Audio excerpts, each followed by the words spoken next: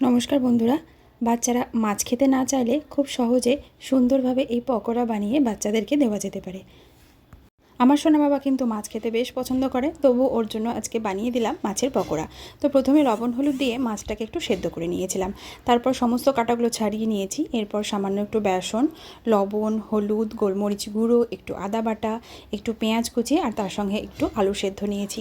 এবার এগুলোকে মাখিয়ে নেব, তারপর নিজের পছন্দ মতো শেপ বানিয়ে নেব, তারপর তেলে ভেজে নেব। তাহলে হয়ে যাবে সুন্দর গরম গরম মাছের পকোড়া। বাচ্চাদের সামনে এইভাবে মাছটাকে যদি প্রেজেন্ট করা যায়, ওরা কিন্তু বেশ মজা করে খাবে।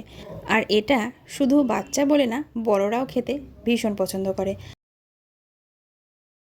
ভালো, টেস্টি, বলো টেস্টি, বলো না। এই দেখুন, আমার সোনা বাবাকে দিয়েছি আর ও কিন্তু বেশ মজা করে খাচ্ছে।